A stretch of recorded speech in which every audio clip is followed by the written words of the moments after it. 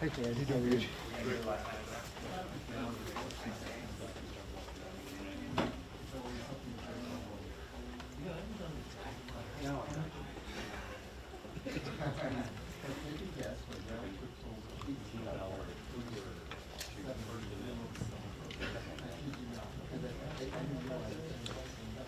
Have you seen the remote for that TV? I have not.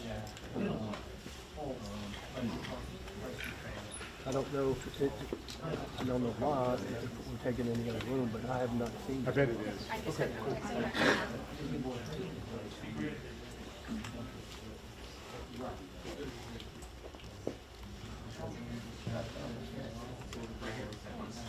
Just when it's time we can watch. If that's okay. Yeah. Will, can you drop the link in the chat? They're trying to. We have to get it up before they walk out. They're about to come out. Thank you so much.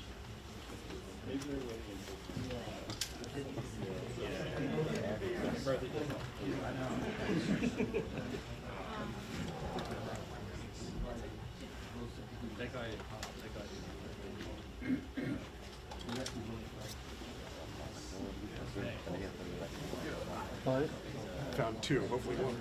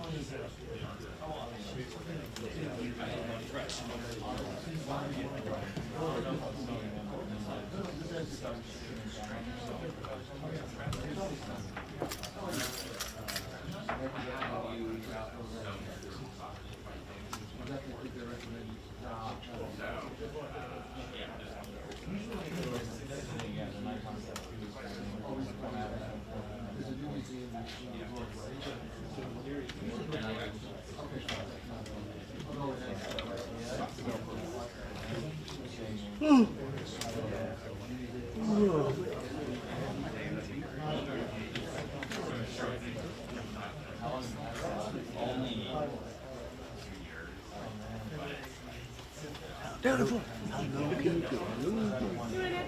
Put that quick.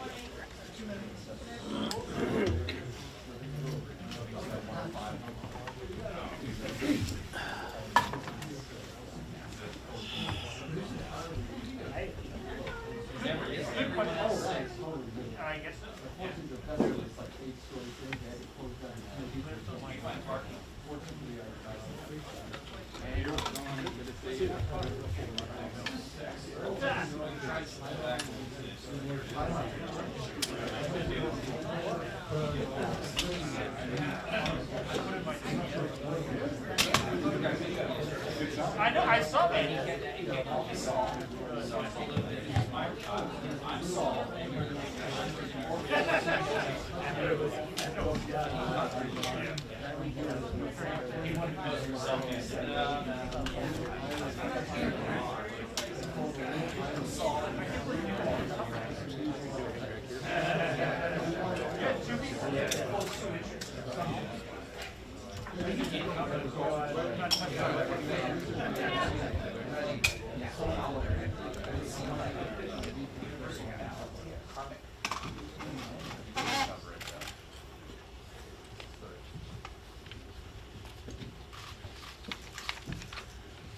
Good morning. Welcome to the Republican majority in the 118th Congress.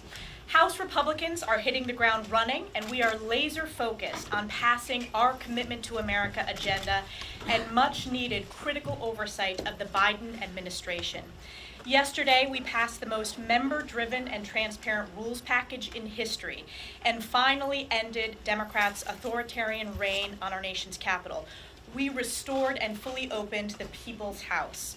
Our first orders of legislative business have been exactly what we promised to the American people.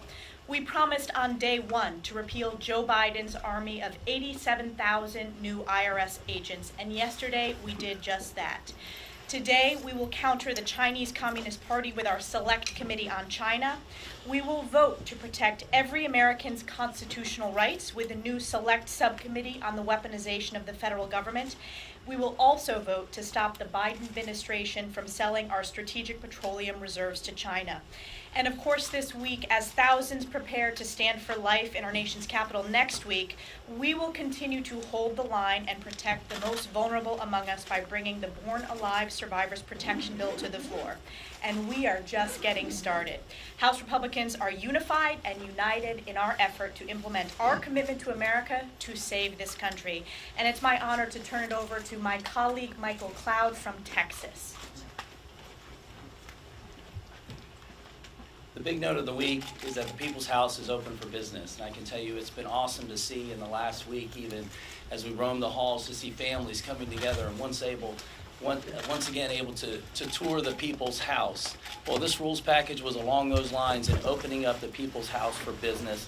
This is, as the chairwoman said, the most member-driven process on the Rules Committee. This was always about the needed reforms and structures that needed to happen in Congress. Many of us and most of us ran with the understanding that Congress is broken. A lot of those issues predated all of us, but it was really beholden upon us to do something about it. And so what we saw last week is members coming together, working together to make this a member-driven body where members would be able to adequately have input on bills, where we would be able to honestly debate these sorts of things and come together. And I can tell you I could not be more proud of our conference coming together, working together through these issues, and giving us a Congress, not the kind of top-down Congress we see from the left where they talk about unity, but it's conformity. It's really made-for-TV government. This is the kind of government that's made for the people, where we have honest, deliberative input among the people elected to represent them. We come to an awesome, successful conclusion, and we're ready to work for the people.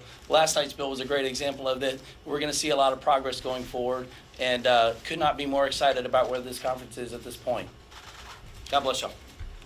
We will now hear from the gentleman from Nebraska, Adrian Smith, who was the lead on the bill to repeal the IRS agents. Thank you, Elise, and thank you to the entire team here. Last night's legislation is about taxpayers. It's about empowering taxpayers who are trying to just do the right thing in paying their taxes without having to face more and more IRS resources, I think randomly out to place all these audits across the economy without being as diligent and customer service oriented as they should be. And I told my colleagues on the other side of the aisle, let's work together to address the customer service needs that are absolutely needed all across the IRS, because there are problems. Clearly, there's bipartisan agreement that there are problems at the IRS. So the first step is to draw back these dollars that I think were so randomly placed, and then start over so that we can meet the needs of taxpayers and the American people all across America. So next up is Anthony D'Esposito, featuring a freshman. Great to have an expanded team here. And he flipped a seat in New York, and we're glad he's on the team. Well, thank you and good morning. It's great to be here with everyone. And most important, during the campaign, we make promises. And what's nice to hear today from our leadership is those promises that we made, we are going to keep. And I am excited, as a retired New York City detective, as someone who has spent his entire adult life in the public safety world, I'm excited that our leadership has put the protection of law enforcement at the forefront. As Democrats and the far radicals wage war, especially in New York, against those who wear the uniform, I'm honored to be part of a group that stands with the men and women who protect and serve, a group that stands to protect us and make sure that we hold accountable those who take oaths to prosecute and protect us. And I'm excited and look forward to the coming weeks and the 118th Congress, where we will put forth our commitment to America and continue to protect the United States of America and the men and women who serve it. Thank you. Now I'll turn it over to our Majority Whip, Tom Emmer. Good morning. I guess I'm going to dovetail in where Michael Cloud started. Last week was historic. Most of those deals usually take place behind closed doors, long before anybody gets to see how the sausage is really made. We'll remember that Nancy Pelosi gave all kinds of things 2 years ago just to stay by the slimmest of margins as the speaker. Kevin McCarthy, on the other hand, in our conference last week, what you saw was democracy at work. What you saw were people, as Michael said, representing their districts, coming to Washington, D.C., sitting down with each other in spite of differences, in spite of different perspectives, and being able to ultimately hammer out an agreement where they can work together. And it was misreported, I believe, yesterday that all of this was one thing. The rules package last night was very basic. With the exception of some church language, I think our leaders said, there really were no changes. These were voted on before, that and the motion to vacate that went from 5 members down to 1. The other agreement is an agreement that the entire conference is going to hold themselves to in their leadership. It has to do with single subject matter bills. It has to do with eliminating Christmas trees, and I think Morgan Griffith said it best. We're not going to see any longer, if we enforce these agreements amongst ourselves, we're not going to see where the House sends over a coin bill to the Senate, which is a ceremonial type piece of legislation, which they sit on, and then ultimately they strip it and they fill it with, I believe it was the Inflation Reduction Act, and they send it back as the coin bill. That will no longer be acceptable in the House, which I would argue, and I think we heard this from one of our members this morning in conference, Morgan Griffith, this will arguably not make Kevin McCarthy a weaker speaker. This will make Kevin McCarthy perhaps the strongest speaker in modern times, this agreement. And there'll be more on that to come. The good news for us, the people that are standing up here, is we started to become a team last week. There's 222. This is a great time to be a Republican in Washington, D.C. in the House, because you have a chance to make a difference, and you have a chance to be part of a great team that is going to work together. And I think you saw that starting to happen last week. Have we arrived? No, not yet. We'll continue to get better at this together. And sadly for all of you in this room, the better we get, the more boring we're going to be. So thank you. Well, thank you to our whip. Good morning to all of you, and it is exciting to be here as part of the new Republican House majority. We've already started to get to work. You saw last night we passed the rules package. I know a number of members of the press were asking me yesterday morning even, are you going to pass the rules package? And we said, of course we are, because the rules package is a culmination of member meetings, negotiations that have been going on for months, frankly. And then you saw last week, there were a lot of conversations about changing the way that Washington works. And that's really at the heart of what the rules changes addressed last night that passed ultimately overwhelmingly by our members, because Washington has been broken. I don't think you have to do a poll to know people across the country have recognized that Washington's broken. Washington just has not been working for the families, the millions of hardworking people across this country who are struggling under the weight of all the reckless policies passed, signed into law by Joe Biden, passed by Nancy Pelosi and Chuck Schumer for 2 years, where you've seen devastating inflation as a result of their reckless spending. You've seen incredibly high costs at the grocery store, everything you buy because of the reckless decisions made in Washington. Energy costs through the roof because of the reckless decisions made in Washington. An open border that has not only led to millions of people coming into our country illegally. Last year alone, the number of people that came here illegally are more than the people in the state of New Mexico. That's how many people came in illegally just last year. The fentanyl deaths. More than 100,000 of our young people died last year because of the fentanyl coming across our southern border. And what was Washington doing to address those problems? Not a thing. And in fact, they shut out the ability for members like us who wanted to solve these problems on behalf of the 750,000 plus people we represent. And so we knew that needed to change. In fact, that's one of the reasons we won the majority. And we ran on a platform of changing Washington, and that started last week. And you saw that debate, and it was a healthy debate. Frankly, it was a debate that needed to happen years ago. And so once we got through that, we had to formalize it in the rules package, and we did.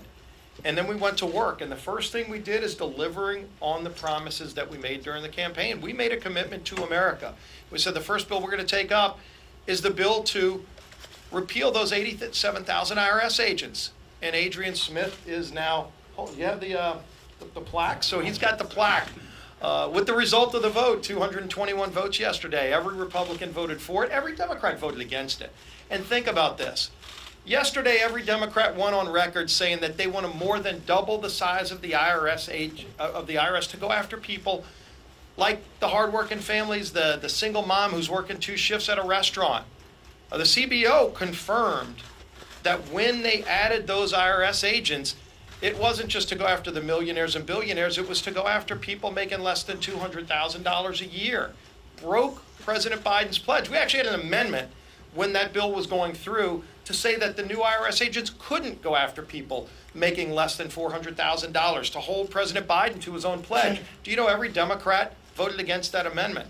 And so those IRS agents would be set up to go after hardworking families across this country. Frankly, what we need is more Border Patrol agents securing America's border, not IRS agents going after hardworking families in America. And so we passed that bill. And we're going to pass more good bills this week. You're going to see us today set up the Select Subcommittee on China to finally confront the challenge that is one of the greatest threats to our nation, and that is what the Chinese Communist Party has been doing all around the globe, making challenges to our country and other countries around the world. We're going to set up that church committee to look at some of these federal agencies that are weaponizing government to go after families across this country based on their political views. That's not what government should be doing.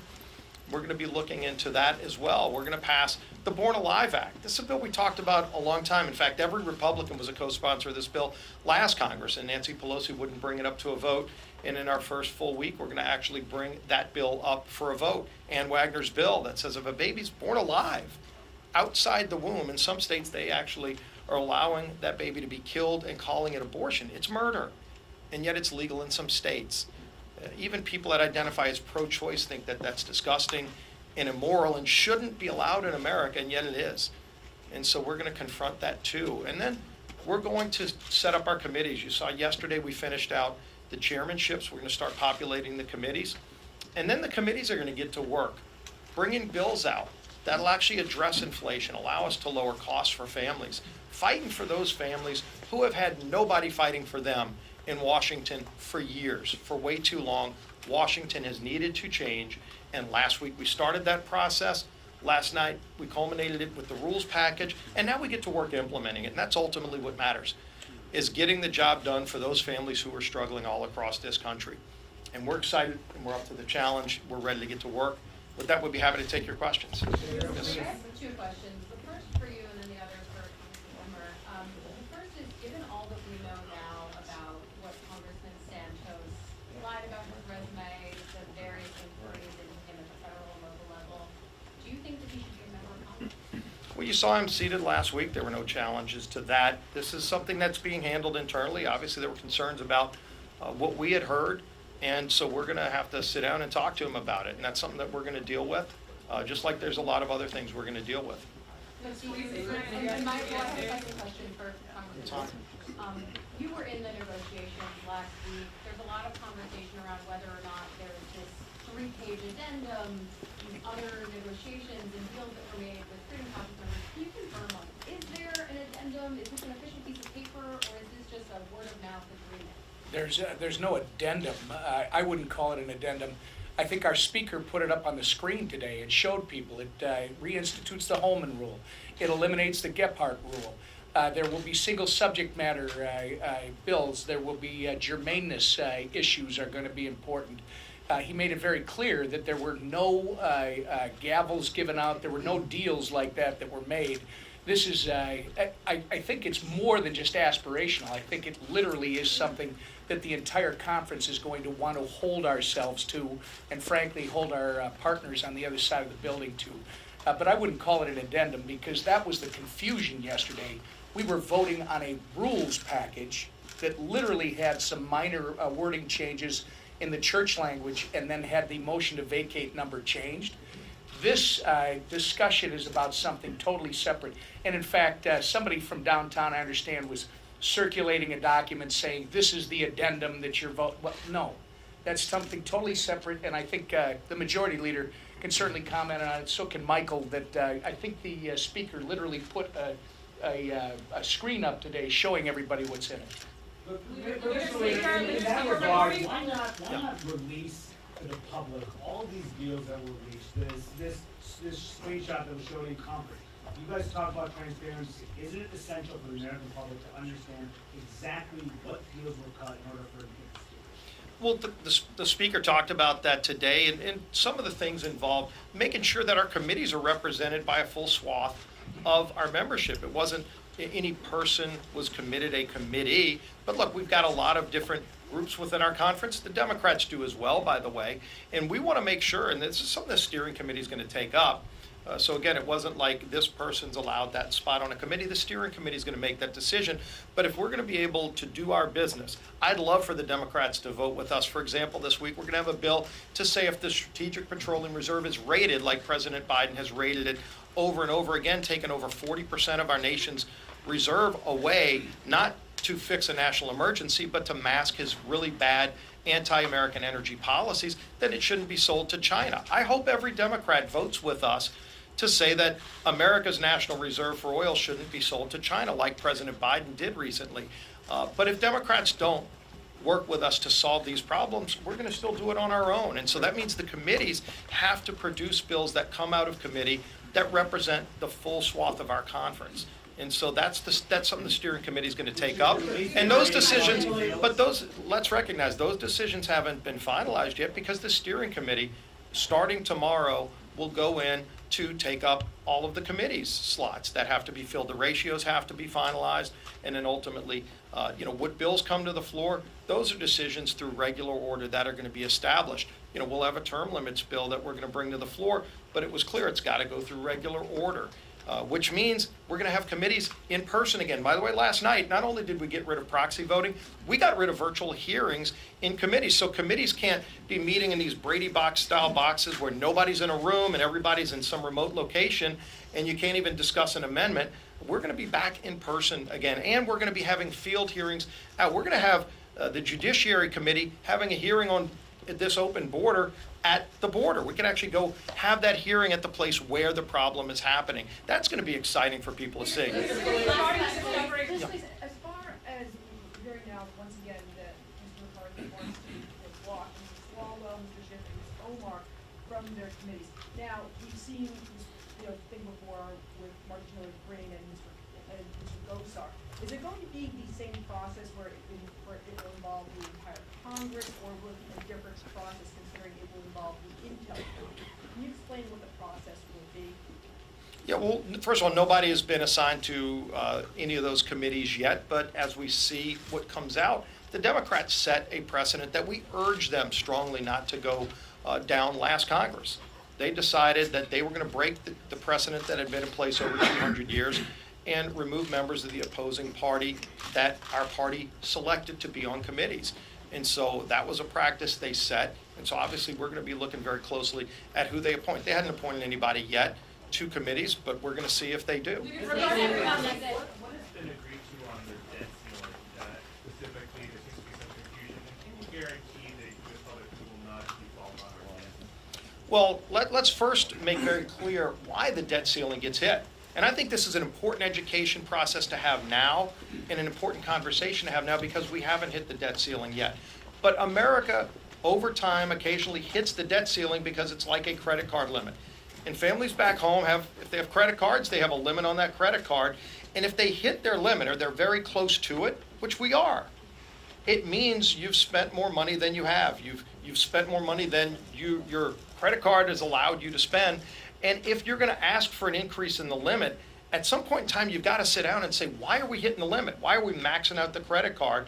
Because this is the nation's credit card. And frankly, it's not us, but next generations that are going to have to pay this. Debt is not something that's just innocuous. It's going to ultimately have to be paid by somebody, and that's future generations. And so if the country is spending more money than we have, and it's trillions of dollars, by the way, and Joe Biden, you saw, trillions and trillions of dollars in bills to rack up debt that ultimately somebody's going to have to pay. There is no free lunch. And so if we're about to max out the credit card, then before we hit that limit, shouldn't we have an honest conversation about how to start living within our means? How to make sure we're not spending money that we don't have before that comes up. And when that comes up, at the same time you're dealing with the debt limit, you ought to also put in mechanisms in place so that you don't keep maxing it out. Because if the limit gets raised, you don't go to the store the next day and just max it out again.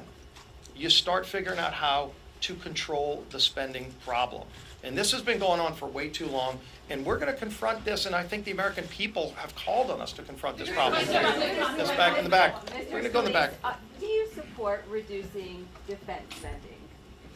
No, and in fact, we haven't talked about reducing defense spending. We've talked about bringing accountability to government. A government has needed accountability for a long time, and we've seen none of that over the last 2 years. You know, whether it's the origins of COVID, where everybody in America has asked that question at some point in time. And, you know, we were told it was, you know, some bat biting a cat, and the cat bit some guy in the wet market in Wuhan. And now scientists are looking at it saying that's probably not what happened. It's probably a genetically manipulated disease that was probably manipulated in the lab in Wuhan, and yet Democrats refuse to let us even talk about that over the last 2 years. We're going to be investigating things like that. We're going to talk about accountability on spending in every federal agency. And if there's waste, fraud, and abuse in any agency, it's got to be rooted out. And so that's what we've been talking about, is how to aggressively root out waste, fraud, and abuse with taxpayer dollars. And it started with the IRS bill last night. Right over here. So you have I'll come to you next. Down in Wait, front. I'm sorry, can you repeat that? You have members who are part of the negotiations, like Byron Donald saying he got a position on the steering committee from working behind closed doors. You had most of the holdouts pushing for more transparency in how the House is run, but now rank and file members are saying they don't know what some of these closed door agreements are. Will it be inked in paper for them to read at some point, even when steering is reviewing? Speaker McCarthy laid that out today to the membership. And again, there's still some decisions that have to be made, like the steering committee will be meeting to fill out the rest of the committees. That hasn't been decided yet. We don't even know which members are going to go for which committees in some of those cases. But at the end of the day, we want our committees to reflect our conference if we want to get bills out to the floor to pass. Because as the whip knows, you don't want to wait until a bill's on the floor to recognize that there might be an issue. You take care of those issues in committee, and that's why you want the entire conference represented, the different groups within our conference represented on the various committees, and we're going to be working to do that. Right here. I find it hard to You wanna believe, come in, I find it hard to believe that you all don't have a copy of the screenshot already. That's, we usually hear about that. We'll go here and then we'll go to Chad. Discovery of Biden's classified documents. In the case of Mar-a-Lago, they were intentionally withheld, the classified documents, for more than a year, whereas the Biden's classified documents, those were voluntarily turned over. Does that make a difference in your? Well, first of all, do we really know that for years, when Vice President Biden left office, it looks like he took classified documents with him, and he was very critical of President Trump. By the way, the only person that has the constitutional ability to declassify any documents is the President of the United States, not the Vice President. So if then Vice President Biden took classified documents with him and held them for years and criticized former President Trump during that same time that he had those classified documents, and only after it was uncovered did he turn them back, I wonder why the press isn't asking the same questions of him as Vice President taking classified documents that they were asking President Trump. Well, actually, the Justice Department would indicate you. What about the, looking at that vote last year for the speaker, the series of votes here, why should we not think that almost every one of these big policy issues that we're going to endure is going to be right on the edge, 3 or 4 votes, all the drama, whether it be cutting spending, even the abortion bill, some of these things are very controversial. Why is that passed not so long for the rest of the next 2 years? Well, with a 5-seat majority, if you have a few people that are absent because there are family issues back home, you know, we saw that some members had to get back home to a loved one that had a health issue, and that ultimately is something. Look, nobody said any of this is going to be easy. Fixing the problems of the country is complicated because they're huge problems. These aren't small problems that our country is facing. The good news is we've got a majority that all from various philosophies, people from different walks of life, all came here to help solve problems. And these are big problems. It's going to take a lot of work. It's going to take committees doing a lot of work to ultimately get the policy right. What's important is not the margin of the vote, but making sure we get the policies right to fight for those hardworking families who have been left behind by Washington for far too long. And it's going to be an exciting process to watch. I think people are going to be tuned in like they were last week. Look forward to talking to you soon.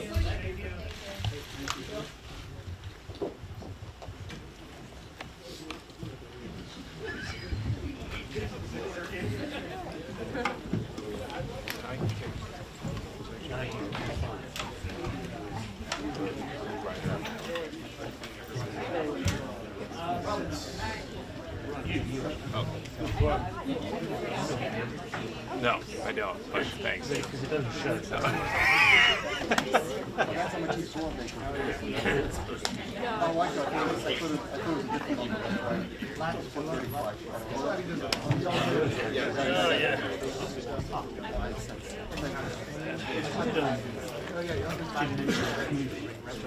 Yeah.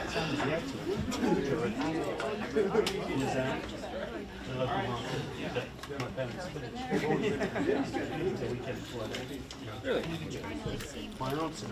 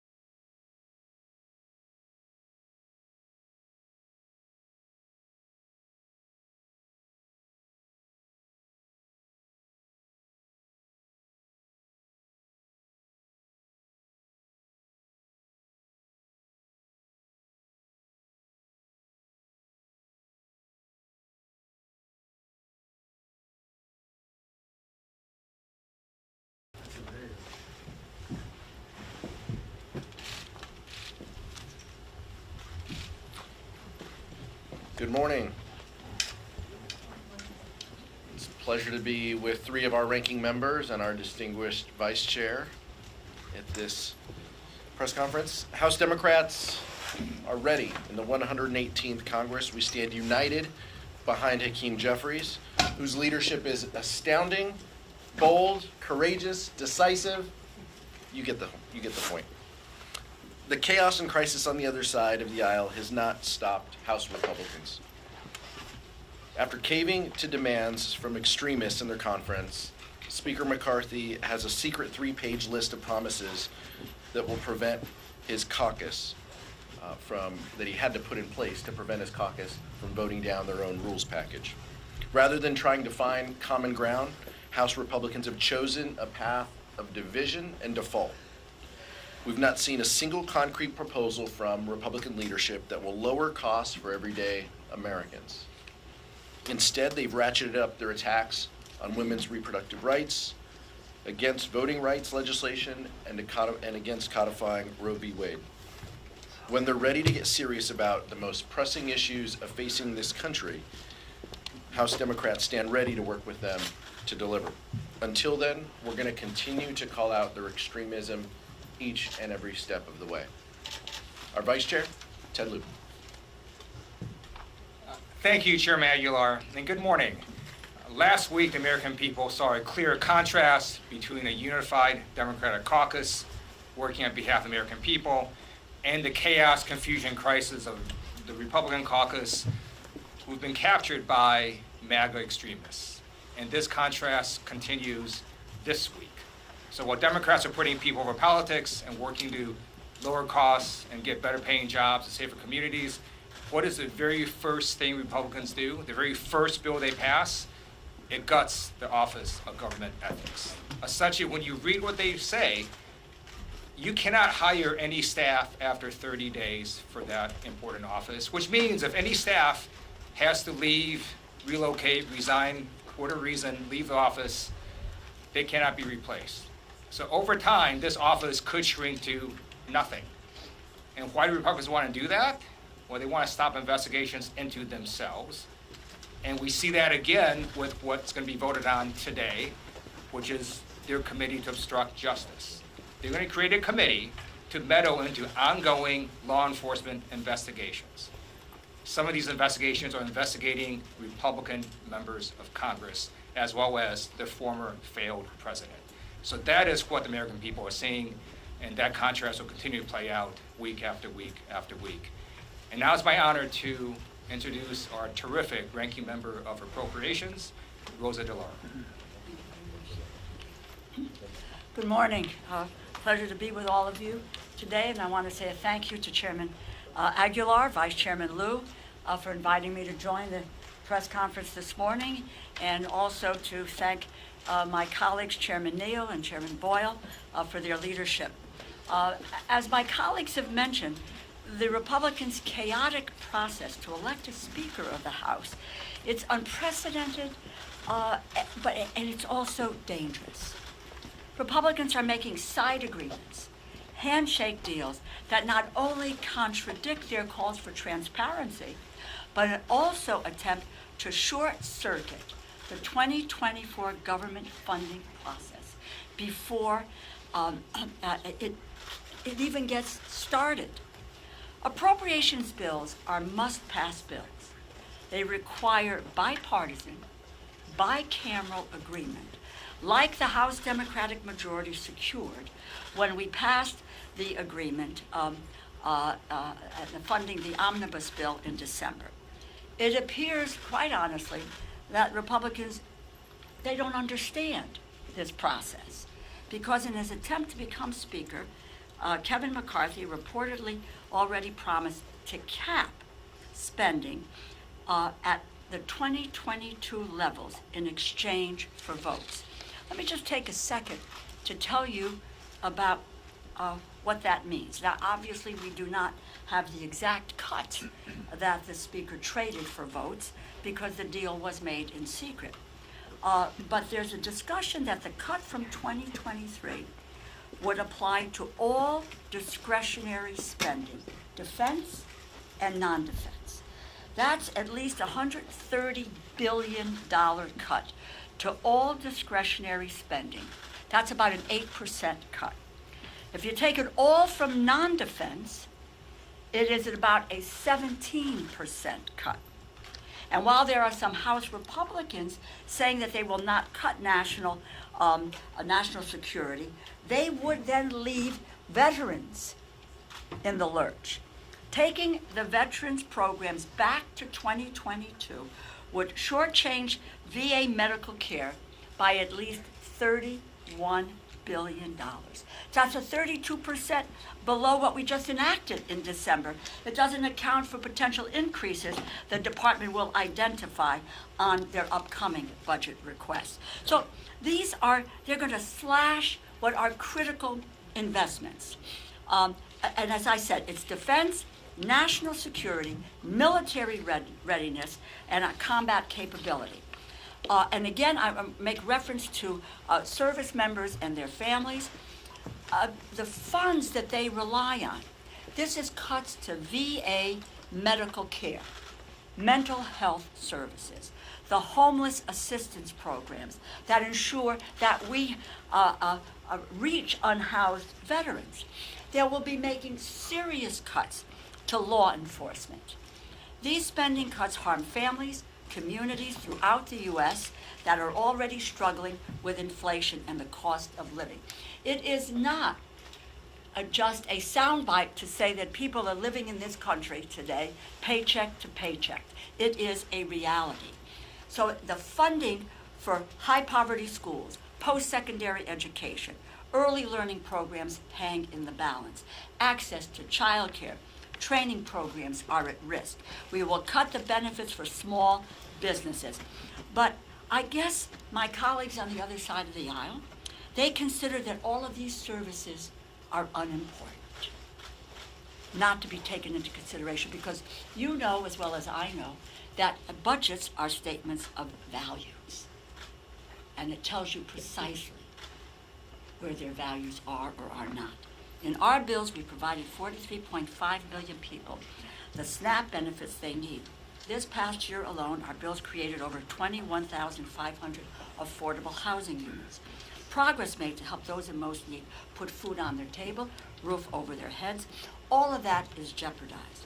Republicans have created an institution that governs in the shadows at the expense of hardworking families, and a speaker who traded funding that helps communities, that protects our national security for personal gain. I hope this troubling, this dangerous trend is reversed soon, and that transparency is restored to the government funding process. And with that, let me introduce to you the chair of the Ways and Means Committee, Congressman Richard Neal. Thanks to the leadership team here for having us get out front on some of the issues that we're going to confront in the course of the next few months. So even for those of you who had a chance to witness the debate last night on their first funding bill, $114 billion it adds to the national deficit. And if you listen to the debate last night, I also thought what was compelling to the battle, they came unarmed. It was pretty remarkable to listen to the back and forth last night, where we dealt with facts and specificity, and they dealt once again in generalities and kind of empty talk. What I also think is noteworthy is we get to what eventually will be a vote on the debt ceiling, and certainly putting the question in front of the American people.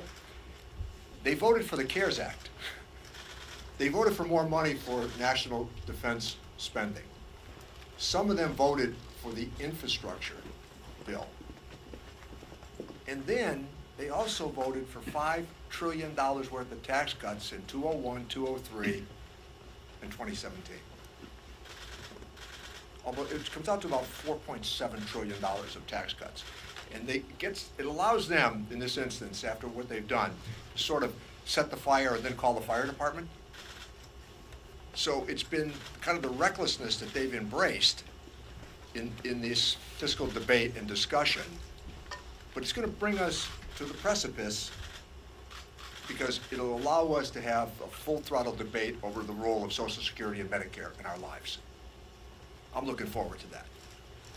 It's really important to remember, as I've just described it, where the tax cuts were, where the spending increases came from, and then how we intend to defend Social Security and Medicare and do the responsible thing and raise the debt ceiling.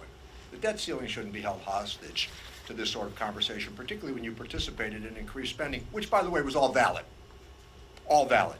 The CARES Act, Speaker Pelosi and I, with Secretary Mnuchin, we negotiated that legislation in her office. Many of you were witness to it when you saw the final product and we came out of the Speaker's office at the time, with Secretary Mnuchin calling in back and forth over 8 days. They all voted for it. And I call attention to that because now they want to say, well, we're not going to raise the debt ceiling until you agree to irresponsible cuts in domestic spending. Better to have the discussion right now. Let's set the table. Let's get to the debate over Social Security and Medicare. Happy to engage.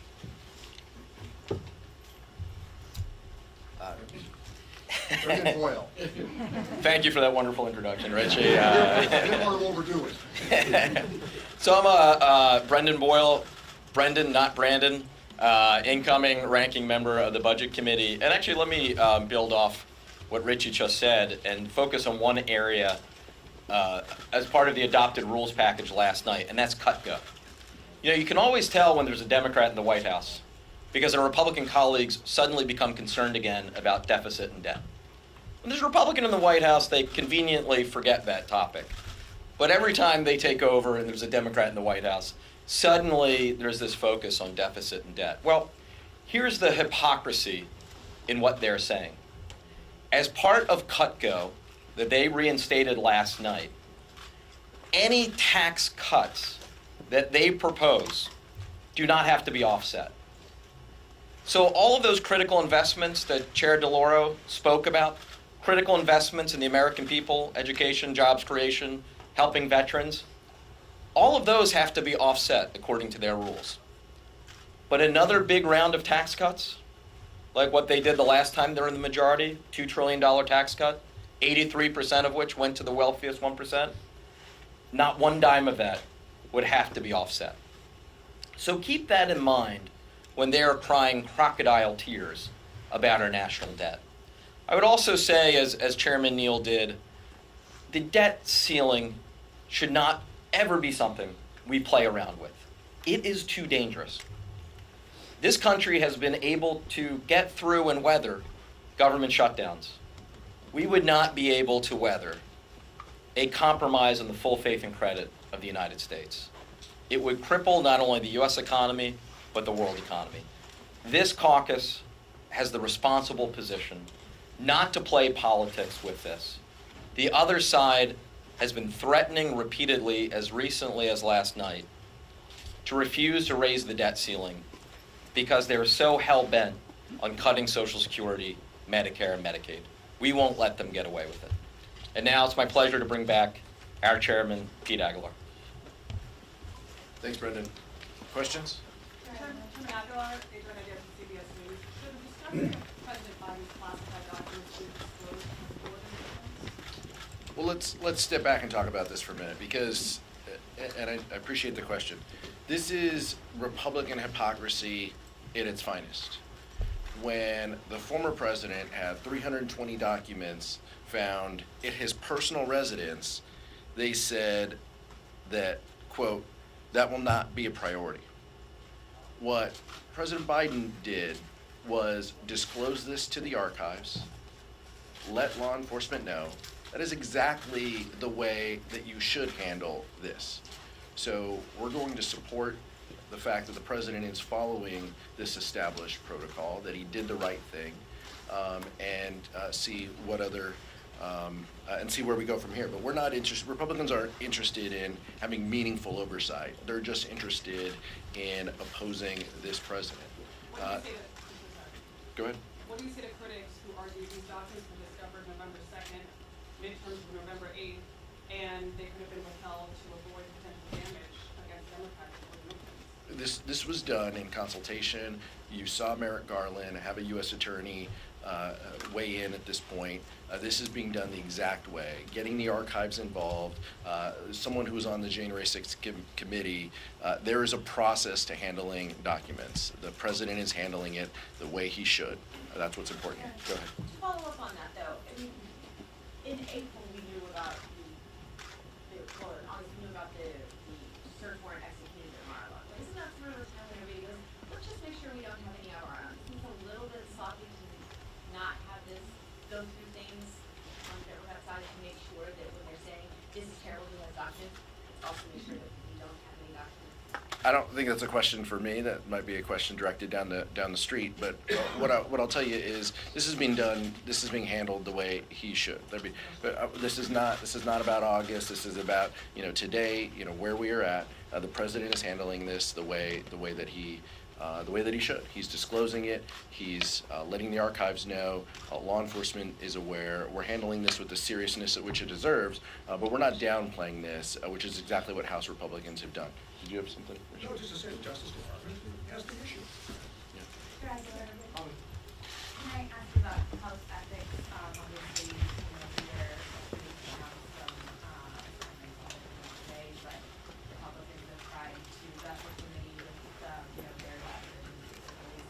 Obviously, George Santos is now a member of Congress. You guys talked about, obviously limited things you could do before he was seated, but now he's still. What are your I'm going to yield to Vice Chair Liu, who talked about the Republican rules package in the Office of Congressional Ethics. Kevin McCarthy owns George Santos, lock, stock, and barrel. If George Santos wasn't seated, what would the math have been for Speaker McCarthy? He would have had to flip another vote or get two people to vote present. I mean, this is he owns George Santos. That's the only reason why he was seated, is to give George Santos that ability to vote for Kevin McCarthy. So let's call this exactly what it is. There should be repercussions. The state and federal governments and the law enforcement agencies should look into it. The FEC should look into this. I know that there might be an ethics complaint that's filed here as well. But this is an incredibly serious issue from someone who clearly is divorced from reality and sanity. But this is at the feet of Kevin McCarthy, not just George Santos alone. Vice Chair Liu. Thank you, Chairman Aguilar. So the Republican rules package says that you cannot hire any staff to the Office of Government Ethics after 30 days. Why would they do that? You should ask them, what is the rationale for doing that? Well, the rationale is to shrink this office, because if anyone leaves after 30 days, they don't get replaced. And eventually, there's going to be no one in that office, because they don't want the office investigating people like George Santos. And as Chairman Aguilar noted, arguably George Santos was the deciding vote for Kevin McCarthy for Speaker. It was also disclosed yesterday that when George Santos was fundraising, apparently his fundraising person was telling folks that he was actually Kevin McCarthy's chief of staff. So if they were using the telephones, which I assume they were, that would essentially be conspiracy to commit wire fraud. So what George Santos did was not only unethical, it appears to be highly illegal. And you have ethical investigations, but also you have what looks to me like criminal liability. I think Speaker McCarthy needs to talk about what he thinks about George Santos and really put him up for condemnation or an expulsion vote from this Congress. Just one last point on that. If George Santos wasn't seated, I might be giving another nominating speech, and so we could still be going at this. Garrett and then Leanne. Nobody wants that. Absolutely. 9. You didn't like anything with one of the 9? Come on. Good. You guys are populating committees this week. Speaker McCarthy's reiterated his desire to not seat Adam Schiff or Eric Swalwell on the Select Committee on Intel, should their names be put forward. Is it the caucus's intention to put their names forward to be seated on that committee? And what happens if Speaker McCarthy follows through on that threat and strikes them from the Intel Committee? That's a steering for Leader Jeffries as well as a steering and policy committee. So steering and policy will meet once we have the ratios. in negotiation with the majority, we'll have those ratios. We will populate our committees, and we will send the names of the individuals who this caucus supports and are qualified to serve on committees. What the speaker does beyond that is something that we will handle, and I know you have a bunch of hypotheticals for me, but it isn't anything that we're going to get into today. So the process. The chairman, presumably he's not going to be left out of the bottom on a ratio question. The process is that the caucus will advance the nominees and the individuals who we feel best reflect the Democratic caucus, our democratic values, and have the ability to lead, including ranking membership. And so they will be put forward. What the speaker does beyond that is something that that the leadership team and the steering and policy committee will have to handle. Leanne? I have a committee question. Today the House is going to vote on this new select subcommittee on the weaponization of the federal government. Democrats are going to have seats on this committee. Do you plan to seat Democrats on that committee? And also, Representative Omar has publicly suggested that she would be interested on that committee. So is she being considered for it? There's a process, we call that the tinfoil hat committee in our caucus. There's a process by which members will raise their hands and let leadership know what they're interested in. It is our intent to seat members on every subcommittee, every select committee, every subcommittee that the leadership on the majority side advances. It's in our best interest to make sure we are representing the will of the caucus and the American public, and that Republicans don't have an opportunity behind closed doors to shape and to add to these conspiracy theories. That is not in the interest of the American public. And by the way, none of these issues that they are advancing have anything to do with lowering costs that Americans are facing. This is all about campaign promises and a secret 3-page document that none of us have seen that was the path for Kevin McCarthy to become Speaker. And so we're going to continue to do the business of the people each and every step of the way. Let's go over here. For Chairwoman DeLauro, how do you plan to appropriate around this handshake agreement to set spending levels at fiscal 2022 levels? I mean, presumably, at the very least, when you CR, it's going to be at fiscal 23 levels. So how do you plan to actually get this, fund the government, get this done, and avoid a global shutdown and work around what the party promised conservative? Well, I think that my point is that you cannot pass appropriations bills without them being both bipartisan and bicameral. So the president will not sign. So I think this notion that you can deal with 2022 levels, that appears to have been part of this secret deal, that you then may be looking at guaranteeing a shutdown. We will operate in the way that we have, bill by bill, with the issues that are important to us. I tend to, want to work. I think it's very interesting to note that in a divided government, last December, you may recall, we passed an omnibus bill, a bipartisan omnibus bill. 9 Republican votes in the House, and I think close to 19, somewhere around that, in the Senate. So we were able to govern. The issue is going to be is whether or not the Republican majority can govern. But we are going to, as I say, we will work together, we will cooperate, but we are not backing off the critical investments that have been made, that will continue to be made, because someone traded away the well-being of the American public and our national security for personal gain, for a vote. No way to run a government and no way to govern. I'm going to ask Chairman Neal and Ranking Member Boyle as well to comment on this, because I think it is so important that we do talk about what that document is laying the groundwork. It's laying the groundwork toward dysfunction, default, and potential government shutdowns that none of us want. Ranking Member Neal. Sure. Thanks, Pete. Just one quick observation for those of you who've had some institutional memory here. You really believe that Republicans are going to embrace a government shutdown? How have the politics of that situation worked out for them in the past, dating back to Clinton Gingrich? If there's one thing that the people that have been on that side for a long time remember, they have lost every showdown over shutting down the government. Believe me, they are not going to shut down the government for sure.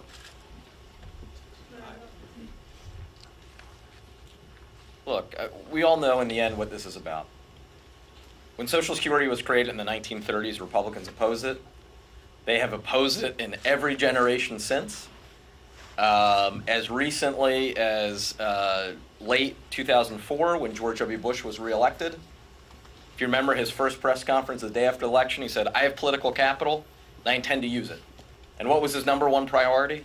To privatize part of Social Security. Now here we are, and don't take my word for it. Just read the press statements of Kevin McCarthy a couple months ago. Every single one of the Republicans who was running to be my counterpart on Budget Committee as chair, they were all saying they intend to use the debt ceiling as leverage to win cuts to Social Security, Medicare, and Medicaid. To their credit, they're being public about it. Now, I've worked on this issue my entire time here in Congress, working to attempt to depoliticize this bomb to our economy and the worldwide economy. I'm so proud of this caucus, not just House Democrats, but working with the White House as well. We are firmly united on this. And just as Republicans lost back in the Gingrich Congress in the mid-1990s, just as they lost in 2011 on this issue, they will lose again in 2023. Last question. I just want to make one point. You know, I think you all will recall last December, I was, swarmed with so many of you are in this audience today. I mean, it just is, just overwhelming. Are we going to shut the government down? Are we going to shut the government down? This is going to lead to a government shutdown. And just absolute no. We are not going to have a government shutdown. Why? Because there was a willingness to work together with our colleagues in the House and our colleagues in the Senate, in order to be able to fashion public policy that was going to be beneficial to the American people, whether it was their national security, which was their jobs, job training, whether it was veterans, and we came to an agreement. That is singularly the issue of ability to govern. As the chairman said of Ways and Means, that they won't shut it down, but we will wait to see what their process is going to be. We know what our process is going to be and how we're going to continue to move at keeping government moving forward. Next question. Building off the legislation about the IRS from last night, Republicans are now putting forward a bill to entirely abolish the IRS and federal income tax. Any reaction to that? I'll let Ranking Member Neal speak, but this, it is just fanciful, the depths at which they'll go, and we can talk about exactly what these dollars, what the financial benefit is to the taxpayers to collect these tax receipts. This is about making sure that everybody pays their fair share, and that the richest don't get to avoid time and time again the ability to do that. I'll let Mr. Neal talk a little bit about that proposal. Yeah, just the facts of the issue. And so Charles Rosati, whose letter to me 2 years ago, former IRS commissioner under Bill Clinton, he said there's $574 billion annually that goes uncollected. And Charles Rettig, the IRS commissioner, a Republican under Donald Trump, said that number is closer to $1 trillion annually that goes uncollected. Now, what we voted for last night, or voted against last night, was to remain consistent to our position, and that was computer modeling, replacing retired IRS officials, which have been cut by 30% over the last 15 years. We addressed that. And enhanced technology. For those of you who are stuck at airports with Southwest, the one thing you should be reminded about, now the evidence points to technology and the lack of its sufficient upgrade that created the chaos. That's what happens with the IRS. Every year for our local school systems, 200 teachers retire, you replace them. They haven't done that at the IRS. So don't go by what I have to say about this. Charles Bassotti, Democrat. Charles Reddick, a Republican. $574 billion. Think of what you could do with that. $574 billion a year goes uncollected. And back to Commissioner Reddick, who said $1 trillion a year goes uncollected. That's the tax gap. Thank you.